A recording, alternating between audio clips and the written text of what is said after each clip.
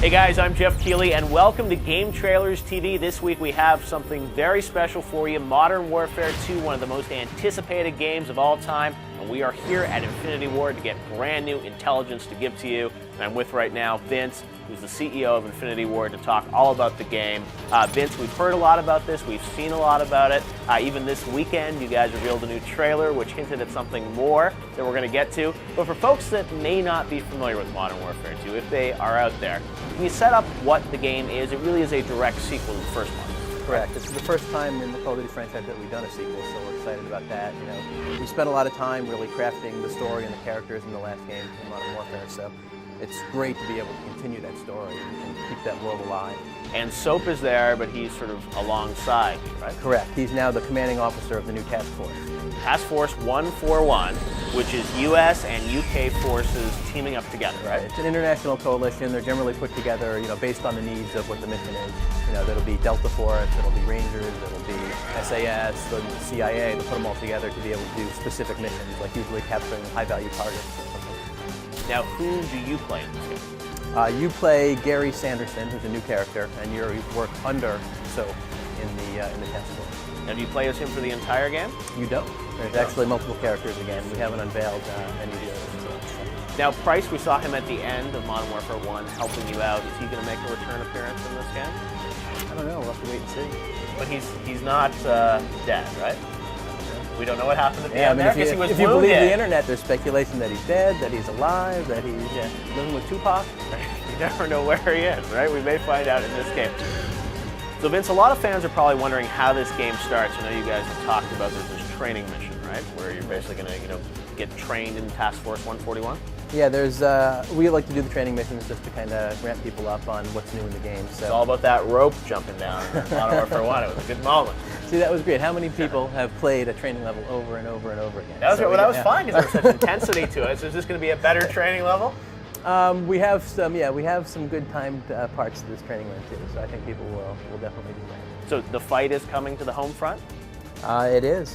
We don't want to give away too many details. We want to let the story unfold. But yeah, the fight is coming to the homeland. And we know that, from the end of Modern Warfare 1, obviously there was talk about sort of bombing the Eastern Seaboard, so it seemed like it naturally had to come to America. You guys kept that quiet for a long time. Why did you not disclose that until now? Just for maximum impact. We don't want that to be the focus of what the game is. It's not a U.S.-only game. The game is very global. It takes place all over the world. That's just one piece of the game, and we don't want it to be the U.S. soil game. It's not. That's a big part of it. Obviously, we're in Washington, but it could be other places in the U.S. too, right? It's possible. Possibly. Do we know who the president is? Time of this game? We don't. Are we going to meet the president? I don't think we are. No president. The president didn't make the cut. Yeah, well, he gets in the Air Force One and he gets the safety. So. Are you going to be defending or fighting against the U.S.? You'll have to play the game. Because it could go either way, I guess. I mean, there's potential to play on the Russian side as well, right? Maybe attack the U.S.? I don't know. You're not ruling that out?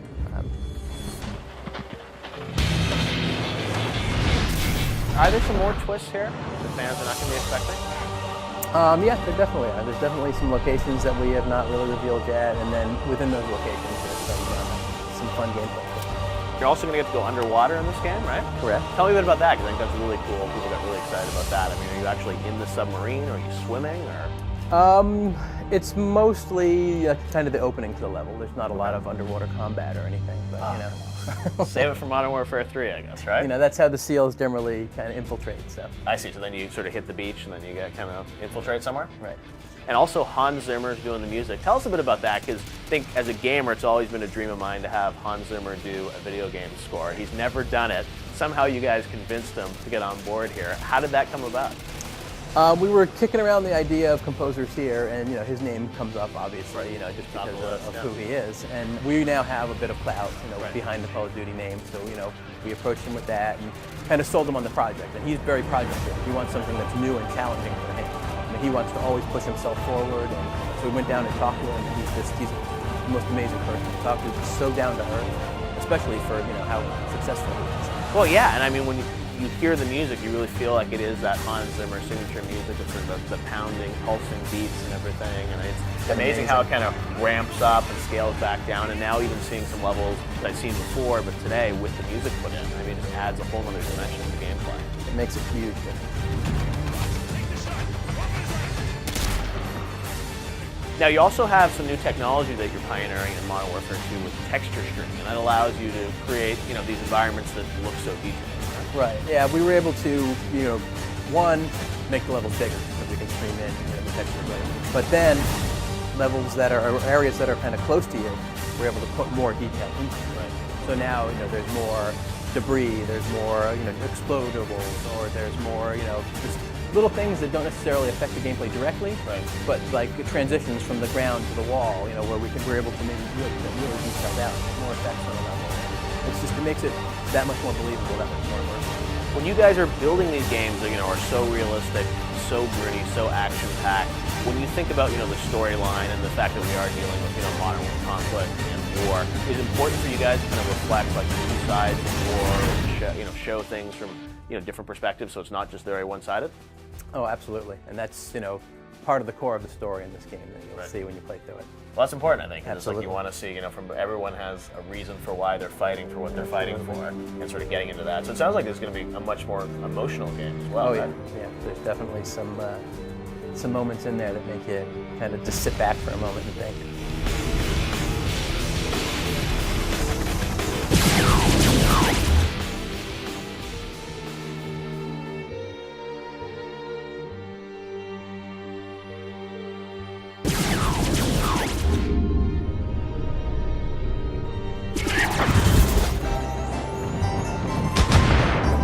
Here at TGS, we're showing a mission of the game towards the later stage of the game, where you have to go and assassinate Emilio in Venice. You can do it just like the way you want, just like the first game, because there's a lot of, still the freedom is part of the Assassin's Creed experience, I would say. But this time around, this mission is a little bit bigger with different steps. So you start by trying to go assassinate and get rid of the archers on the rooftops. Then you'll have to infiltrate the palace using a brand new skill that you learn in this district, and the new skill is a climb leap. So this time around you can jump while climbing, and you jump and you grab back using the circle button. So that's a good example, and this is what we're showing, of this idea of having more mission types inside one mission. So instead of doing always the same thing, we change the pace, we surprise the player, and so we give more diversity. It's a really big adventure. It takes roughly 20 hours to do the story mode, but with all those systemic mission that appears, side quests, depending on what you do, trying to assassinate too many people, start some fight, you'll be known in the district. But then some mission will appear that you can do to lower down your notoriety meter.